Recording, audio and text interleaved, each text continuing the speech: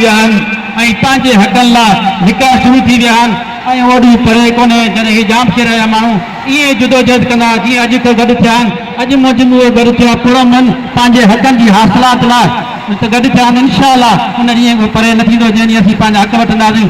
दोस्तो, सेंडो रोड जी बहाली तहरीक हिमायत कनि पिया। सेंडो रोड जे बारे में ॿ लफ़्ज़ ॻाल्हाईंदुसि त सेंडो रोड हिकु मल्टीनेशनल कंपनी हवाले सां मशहूरु रोड आहे। उन जे हवाले सां ही पुराणो रोड आहे, ही उहो रोड आहे जंहिं कंहिं दौर में हितां आर्मी जा टैंक हितां गुज़रंदा ऐं हाणे उहो ही रोड वञी बचियो आहे। हिन रोड जी इहा हालत रही आहे त हितां माण्हू हिकिड़ो पैदल बि कोन पियो वञी सघे।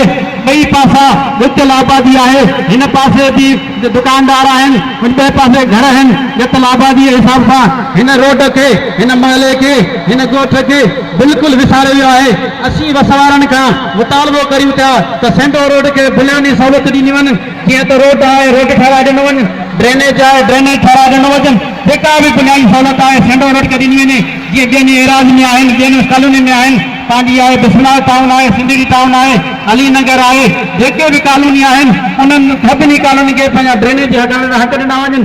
ऐं दोस्तनि खे हिकु गुज़ारिश ॿी बि कंदुसि त हिन इलाइक़े में बिल्डर माफ़िया, हिन इलाइक़े में बिल्डर माफ़िया आहे जिन हिते पंहिंजो लखे रुपए हिकु हिकु प्लाट खपायो आहे ऐं ॻोठनि खां पंहिंजो ड्रेनेज जे नालनि जे हवाले सां, बिजली जे हिसाब सां, गैस जे हवाले सां डेवलपमेंट चार्जिस बि वरिती आहे। उन्हनि दोस्तनि जे बारे में बि कुझु ॻाल्हायो वञे जेके बिल्डर माफ़िया आहिनि, जेके लखपति मां करोड़पति थी विया आहिनि। उन्हनि जी बि कुझु ज़िम्मेदारी हिन एरिया ते ठहे थी त कुझु उहे बि ड्रेनेज जे हवाले सां कुझु कोन्हे। महिरबानी दोस्तनि जी, दोस्तनि सां असीं हर माज़ में, हर साल में गॾु हूंदा आहियूं।